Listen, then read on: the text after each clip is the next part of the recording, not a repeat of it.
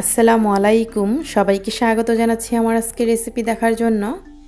আমি আজকে আপনাদের সাথে ভীষণ মজার পাটিসাপটার পিঠা রেসিপি শেয়ার করব। এই পাটিসাপটা পিঠা আমাদের সবারই কম বেশি পছন্দের হয়ে থাকে, খেতে অসম্ভব মজার হয়। কিভাবে খুব সহজেই একদম নরম তুলতুলে পাটিসাপটা পিঠা তৈরি করা যায়, আপনারা যদি পুরো রেসিপিটি দেখেন তাহলে বুঝতে পারবেন। আশা করি রেসিপিটি আপনাদের কাছে অবশ্যই ভালো লাগবে। চলুন দেখে নেই পাটিসাপটা পিঠা তৈরি করতে কী কী লাগছে, পুরো প্রস্তুত প্রণালী। প্রথমে আমি এখানে একটা মিক্সিং বলে 3 কাপ চালের গুঁড়া নিচ্ছি। আর এই চালের গুঁড়াটা আমি ব্লেন্ডারে গুঁড়া করে নিয়েছিলাম। চালটাকে প্রায় 2 থেকে 3 ঘন্টা ভিজিয়ে রেখে পানিটা ছেঁকে তারপর ব্লেন্ডারে গুঁড়া করে নিয়েছি। তারপরে এখানে দিয়ে দিচ্ছি আমি 1 কাপ ময়দা। চালের গুঁড়ার সাথে অল্প পরিমাণে ময়দা দিলে পিঠাগুলো খুব সুন্দর হয়, মসৃণ হয়, ছিদ্র হয় না পিঠাতে। তারপর আমি এখানে দিয়ে দিচ্ছি 1/4 কাপ লাল চিনি। আপনারা সাদা চিনিটাও দিতে পারেন কিংবা গুড় দিয়েও করতে পারেন। তো চিনিটা দেওয়ার পর এখানে দিয়ে দিচ্ছি পরিমাণ মতো লবণ। এখন এই সবগুলো শুকনো উপকরণকে একটা হ্যান্ড উইস্কের সাহায্যে আমি মিশিয়ে নিচ্ছি।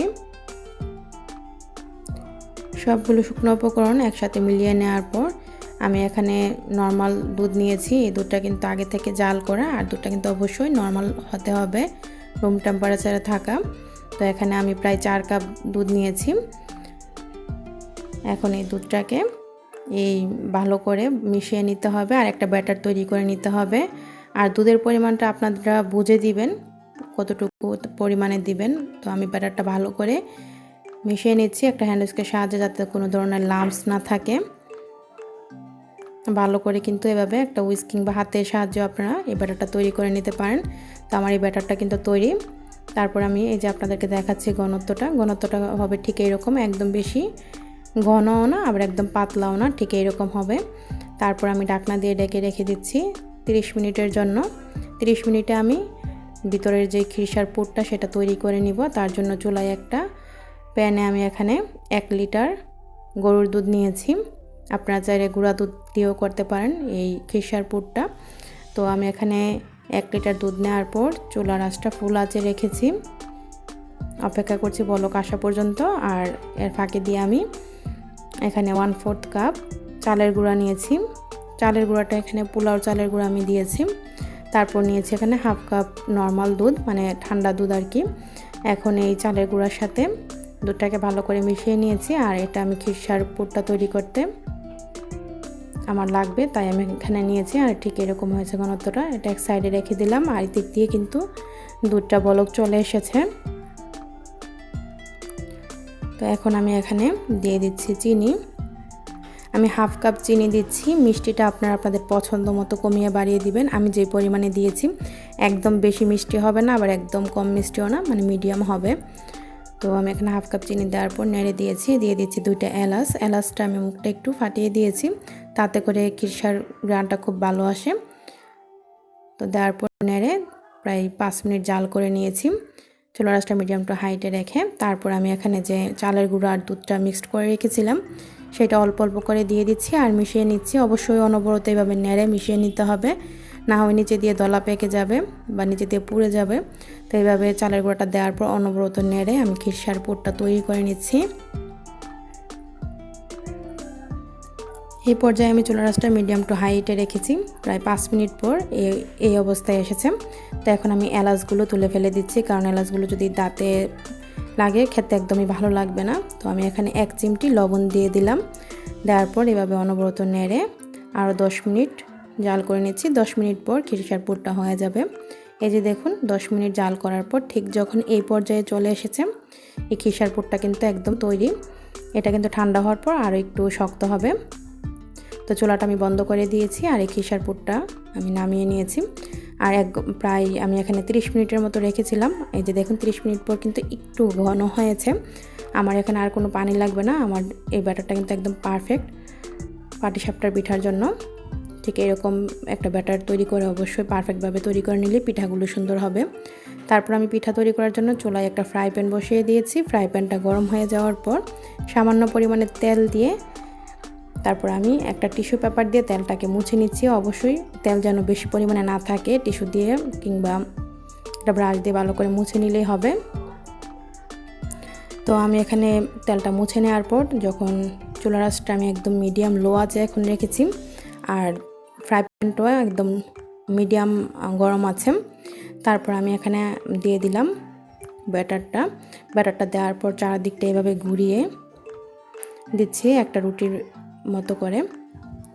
তারপর আমি এখন ঢাকনা দিয়ে ঢেকে রেখে দিচ্ছি 1 মিনিটের জন্য। চুলার আঁচটা কিন্তু আমি লো আঁচেই রেখেছি। কখনো পাটিসাপটার পিঠা মিডিয়াম আঁচে কিংবা হাই হিটে করবেন না, তাহলে কিন্তু পিঠা সুন্দর হবে না। তো 1 মিনিট পর আমি এখন যে খিরসাটা তৈরি করে রেখেছিলাম, এই যে দেখুন এটা ঠান্ডা হওয়ার পর কতটা টাইট হয়ে গিয়েছে। তো এখান থেকে আমি 2 চা চামচ দিয়ে দিলাম খিরসার পুর। তারপর ঠিক এরকম করে ফোল্ড করে দিচ্ছি। এই যে দেখুন, একটু লক্ষ্য করলেই বুঝতে পারবেন যারা নতুন রাঁধুনি আর যারা পুরাতন রাঁধুনি তারা তো সবাই জানি কিভাবে পাটিসাপটা পিঠা তৈরি করতে হয়। তো নতুন রাঁধুনিদের জন্য কিন্তু পিঠাগুলো আমি তৈরি করে দেখাচ্ছি, খুব সহজে তৈরি করে নিতে পারেন। তো এইভাবে ফোল্ড করে দেওয়ার পর এখন আমি 30 সেকেন্ডের মতো উল্টিয়ে পাল্টিয়ে এই পিঠাটা কিন্তু বানিয়ে নিয়েছি। তো পিঠাটা তৈরি হয়ে গিয়েছে, তো আমি চুলা থেকে নামিয়ে নিলাম। তো আরও একটা পিঠা তৈরি করে দেখাচ্ছি আপনাদের সুবিধার জন্য।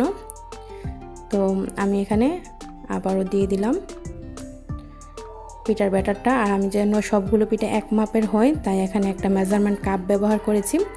তো আমি এভাবে খিরসার পুরটা আবার দিয়ে দিলাম, আর এখন আমি কোনো ঢাকনা ব্যবহার করিনি। এই পিঠার যে ব্যাটারটা দেওয়ার পর ছড়িয়ে প্রায় 1 মিনিট পর ঢাকনা ছাড়াই কিন্তু মানে রুটিটা হয়ে গিয়েছে।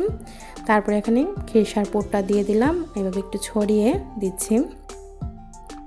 তারপর ঠিক এরকম করে একটু বাস করে নিতে হবে, আর এভাবেই কিন্তু পিঠাটা তৈরি করে নিতে হবে। চুলার আঁচটা লো আঁচে রেখে আমি সবগুলো পিঠা এভাবে বানিয়ে নিব।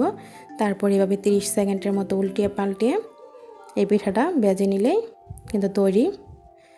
আর অবশ্যই চুলার আঁচটা লো আঁচে রেখে যদি আপনারা পাটিসাপটা পিঠাগুলো তৈরি করেন ঠিক এরকম হবে, পিঠাতে কোনো ছিদ্র হবে না। তো আমি এভাবে কিন্তু সবগুলো পিঠা তৈরি করে নিয়েছি। এখানে প্রায় 13টির মতো পিঠা হয়েছে। নিশ্চয়ই পিঠাগুলো দেখে বুঝতে পারছেন কতটা নরম তুলতুলে হয়েছে, আর কোনো ধরনের ছিদ্রও কিন্তু এই পিঠাগুলোতে হয়নি। অনেকেরই কমপ্লেন থাকে পাটিসাপটার পিঠার যে ছিদ্র হয়ে যায় বা সুন্দর হয় না। তো দেখলেনই তো কত সহজেই পিঠাগুলো তৈরি করেছি। আর একটা পিঠা কিন্তু আমি আপনাদেরকে কেটে দেখাচ্ছি, ভিতরের খিরসাটা কিন্তু একদম পারফেক্ট হয়েছে।